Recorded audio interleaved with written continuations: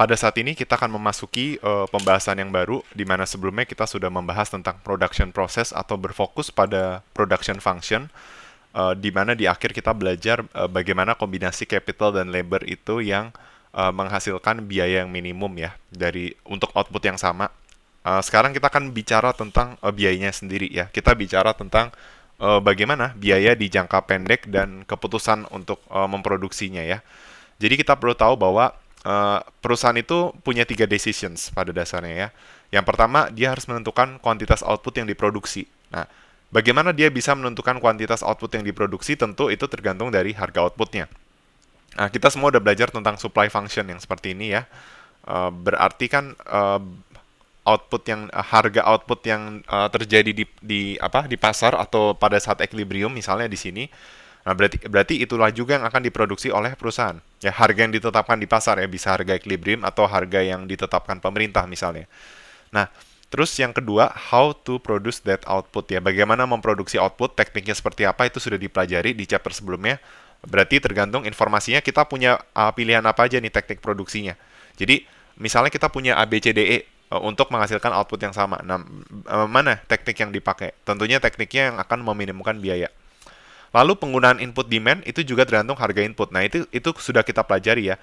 Ketika harga input capitalnya naik atau cenderung lebih tinggi, itu perusahaan atau produksinya cenderung menggunakan apa? Kalau tenaga kerjanya lebih tinggi, dia cenderung lari ke capital gitu. Ada substitusi di situ, oke? Jadi ada 3 hal ini berkaitan dengan decision tergantung dari informasi yang ada. Nah, sekarang kita akan secara spesifik membahas tentang biaya di jangka pendek. Ya, apa saja kondisi yang dihadapi oleh suatu perusahaan di jangka pendek? Sebenarnya kemarin sudah sempat disinggung ya di video sebelumnya, yaitu adanya faktor produksi yang tetap ya, yaitu input capital. Lalu yang kedua adalah tidak ada perusahaan yang masuk atau keluar industri. Nah, ini juga penting ya, tidak adanya entry ataupun yang exit. Tetapi bukan berarti suatu perusahaan itu bisa tidak berhenti beroperasi ya. Tetap dia bisa berhenti ya. Tetapi bedakan berhenti dengan keluar. Berhenti itu dia masih ada di industri, cuma dia tidak beroperasi aja. Dan itu kita kenal dengan sebutan shutdown. Oke. Nah, sekarang kita akan mempelajari klasifikasi biaya di jangka pendek yang sebenarnya beberapa ada di jangka panjang, tetapi ada yang di jangka pendek ya. Hanya ada di jangka pendek. Contohnya fixed cost ini dia hanya ada di jangka pendek ya. Nah, yang pertama kita akan mempelajari fixed cost ya. Jadi fixed cost itu intinya biaya yang tidak dipengaruhi oleh level produksi perusahaan, tapi dia tetap ada. Dan itu hanya ada di jangka pendek dan biasanya mengacu pada input capital. Nah, di sini kita bisa lihat ya di jangka pendek tuh ibaratnya kalau kalian buka usaha itu ya, misalnya kamu perlu beli kompor ya. Berarti kan awal mulanya kamu mungkin cuma punya satu kompor.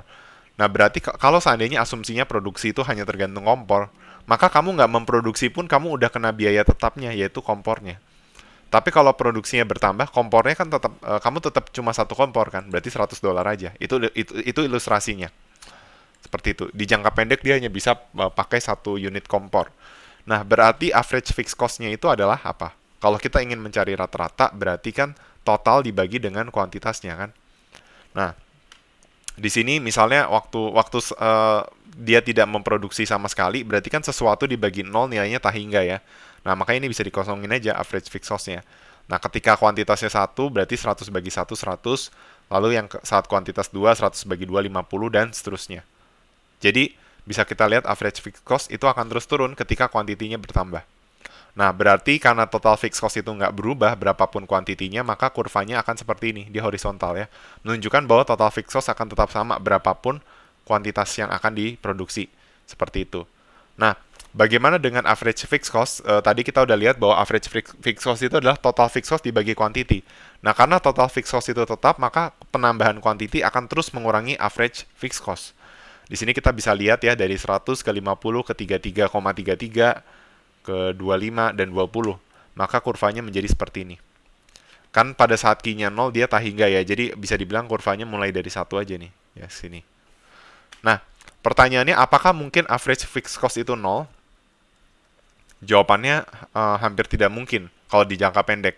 Kemungkinan terbesar dia mendekati 0 apabila Q itu juga mendekati tak hingga. Seperti itu, oke? Itu yang perlu kita ketahui.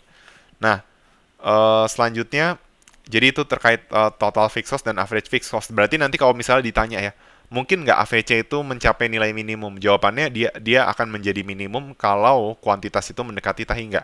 Jadi average fixed cost minimum itu mendekati nol. Tidak bisa sama dengan nol ya. Dan itu tercapai kalau kuantitinya mendekati tahingga. Kamu coba aja nih, misalnya key-nya jadi 100, berarti AVC-nya 1. Terus pada saat key-nya 10.000, nah itu mulai 0, sekian. Nah, itu mulai mendekati nol. Oke. Nah, itu total fixed cost. Nah, sekarang ke variable cost. Kalau variable cost itu berarti biaya variabel tuh tergantung level output perusahaan. Jadi bisa dibilang pada saat perusahaan tidak memproduksi sama sekali, berarti kan dia nggak pakai input variabel. Nah, berarti dia itu nggak ada biaya variabelnya. Makanya variable cost itu akan semakin besar jika bertambahnya output. Beda sama total fixed cost yang dia itu tetap sama berapapun kuantitas yang diproduksi. Nah, ini ceritanya bukan ceritanya capital dan labor itu sebagai variable input. Nah, ini sebenarnya agak melanggar ya. Kalau di jangka pendek kan capital itu fix ya, tapi anggap aja capital dan labor ini sebagai variable input. Maka menghitung total variable cost itu adalah harga input dikalikan dengan jumlah input yang digunakan. Nah, ceritanya ini udah belajar ya kemarin di chapter sebelumnya, kita memilih total biaya yang paling murah. Ternyata saat satu unit barang diproduksi teknologi B itu lebih murah sebesar $20. Saat 2 unit itu teknologi B juga. Nah, saat 3 unit baru teknologi A yang dipilih. Nah, sehingga ini dapatlah total variable cost-nya seperti itu. Oke. Nah, umumnya total variable cost itu kalau di jangka pendek itu mengacu pada input labor. Maka sebenarnya rumus total variable cost nanti kalian akan belajar W kali L atau PLL kali L. Harga input labor dikalikan dengan jumlah labor yang digunakan seperti itu. Oke. Nah, tapi ini kebetulan ini hanya di jangka panjang nih yang bisa seperti ini. Oke. Nah, berarti nanti kalau nanti kita akan belajar bagaimana kurva average variable cost ya. Berarti kalau average variable cost intinya total variable cost dibagi dengan quantity gitu aja. Oke. Nah, kalau beda ya kalau AVC itu udah pasti turun. Kalau average variable cost belum tentu. Nah, ini tergantung dari struktur biayanya ya. Struktur biayanya seperti apa. Oke. Dan itu mungkin nanti di chapter jangka panjang baru kita akan lebih mendalami tentang average variable cost. Nah, tetapi ada yang unik dari marginal cost nih ya. Marginal cost itu kan peningkatan dari biaya total. Ya kan? Jadi kalau misalnya menambah satu unit output, berapa peningkatan biaya totalnya? Nah, misalnya ya, ini kan fixed cost. Kan kita harus tahu bahwa total cost adalah fixed cost tambah variable cost ya. Kalau di jangka pendek. Total cost sama dengan fixed cost ditambah variable cost. Nah, misal saat key-nya itu, saya nggak tahu di sini apakah sudah ada contohnya. Nah, ini ada contohnya ini ya. Misalnya, di sini nggak, misalnya di sini fixed cost-nya dibikin 100 ya. Nah, terus variable cost-nya beda-beda ya. Total variable cost saat key-nya berbeda itu beda-beda. Ya, taruhlah saat key-nya 0 bener 0 ya, karena dia nggak pakai input sama sekali. Saat key-nya 1, variable cost-nya 20 dan seterusnya ya. Nah, nanti kalian akan menemukan hal yang unik ya. Yaitu ini. Di di average di marginal cost-nya itu. Jadi ternyata marginal cost itu kan harusnya rumusnya adalah delta TC per delta Q ya. Jadi dia mengukur bagaimana dampak perubahan total cost jika quantity itu bertambah. Nah, tapi ternyata ini nilainya setara dengan delta total variable cost per delta Q. Mengapa demikian? Karena total cost adalah fixed cost ditambah variable cost. Nah, sebelumnya teman-teman jangan terkecoh, ini di buku ditulisnya total fixed cost itu TFC ya. Tapi ini boleh ditulis jadi FC juga boleh. Nah, TVC itu juga boleh ditulis dengan VC. Nah, yang nggak boleh beda itu adalah ATC. Itu harus ditulis ATC ya. Atau AC ini bisa, sama aja. Average total cost sama average cost itu sama. Nah, yang nggak berubah itu average fixed cost sama average variable cost. Nah, ini penulisan lainnya tuh ATFC, tapi ini kan nggak jarang ya. Biasanya kita pakainya yang ini. Sama AVC juga sering dibikin ATVC. Tapi lebih serak pakai AFC atau AVC atau AC ketimbang ATC ya. Nah, tapi itu bukan masalah ya. Nah, intinya kan total cost adalah fixed cost tambah variable cost. Jadi sebenarnya kalau kita bicara delta TC per delta Q, itu kan sama aja kayak delta FC per delta Q ditambah delta VC per delta Q ya. Nah, karena kita tahu fixed cost itu tidak pernah bertambah, berapapun kuantitasnya, maka nilai delta FC dibagi delta Q itu sama dengan 0. Maka kita bisa menyimpulkan, oh benar, berarti marginal delta TC per delta Q adalah delta VC per delta Q. Maka marginal cost adalah marginal variable cost. Seperti itu. Berarti betul kita bisa mencari marginal cost hanya dengan informasi variable cost seperti itu. Nah, ini pakai perhitungan diskrit ya, marginal cost-nya. Oke. Dan bentuk kurva pada marginal cost itu umumnya adalah seperti ini. Jadi dia akan turun dulu, baru dia naik. Nah, nanti marginal cost itu nanti di chapter selanjutnya ada keterkaitan itu sama produksi ya.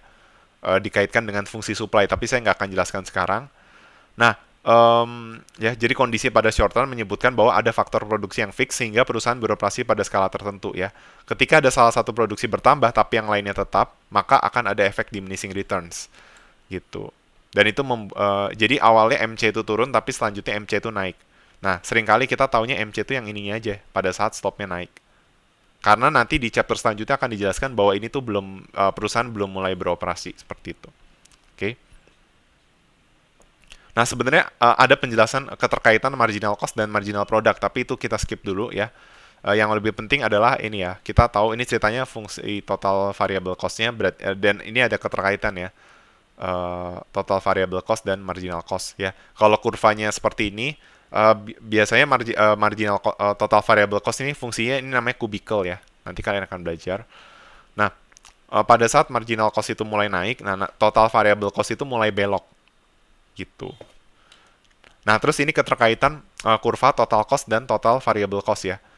Bisa dibilang kurva total cost itu sama seperti total variable cost. Hanya bedanya dia ditambah dengan fixed cost yang tetap. Jadi bisa dibilang kurvanya tuh kayak digeser aja. Oke. Seperti itu. Nah, ini kurva average variable cost. Nah, dan ini ada yang menarik juga ya. Bahwa ketika MC bersinggungan dengan AVC, maka dia akan mencapai AVC minimum. Seperti itu. Dan hal yang sama juga dengan ATC ya. Pada saat MC sama dengan ATC atau AC sama aja ya, itu akan mencapai AC minimum. Nih, jadi kesimpulannya adalah ketika AVC bersinggungan dengan MC mencapai AVC minimum, dan saat MC dengan AC bersinggungan mencapai AC minimum. Seperti itu. Nah, mengapa demikian? Nah, saya akan menjelaskan pembuktian matematis. Nah, saya jelaskan yang ini dulu ya, yang ATC dulu. Yang MC, jadi kan katanya MC sama dengan AC, itu katanya menghasilkan AC minimum ya. Nah, pembuktiannya sama seperti yang membuktikan AP maksimum ya, saat MP sama AP itu bersinggungan.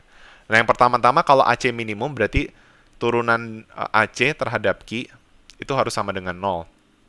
Nah, kita tahu bahwa AC, average cost adalah apa? Dia itu adalah total cost dibagi dengan quantity. Ya. Ingat aturan turunan U per V itu adalah U aksen V min UV aksen per V kuadrat. Oke. Nah, jadi misalnya AC diturunkan terhadap Q. Ya berarti hasilnya apa? Average cost. Nah, berarti kan average cost itu total cost per quantity. Nah, total cost ini U-nya, Q-nya itu V. Nah, total cost U aksen itu berarti apa? Total cost diturunkan terhadap quantity kan. U aksen V dikurang UV aksen total cost dikali Q turunin terhadap Q. Dibagi V kuadrat atau Q kuadrat. Seperti ini. Oke. Nah, hasilnya apa? Total cost diturunin terhadap quantity hasilnya marginal cost. Berarti MC kali Q. Dikurang TC kali 1. Kan Q diturunkan terhadap Q 1 ya. Dibagi Q kuadrat. Ini harus sama dengan 0. Nah, berarti dapat kesimpulan apa? MCQ dikurang TC sama dengan 0 kan? Atau MC dikali Q sama dengan total cost. Nah, berarti ini dibagi quantity, ini dibagi quantity. Hasilnya apa? Hasilnya kita dapat marginal cost sama dengan average cost. Nah, ini terbukti bahwa AC mencapai titik optimum. Nah, kita belum tahu optimum kan ada dua kemungkinan. Bisa minimum, bisa maksimum kan. Nah, berarti harus diuji pakai turunan kedua. Nah, saya nggak akan ngujinya. Kalian boleh coba sendiri, tapi nanti hasilnya itu lebih besar dari 0.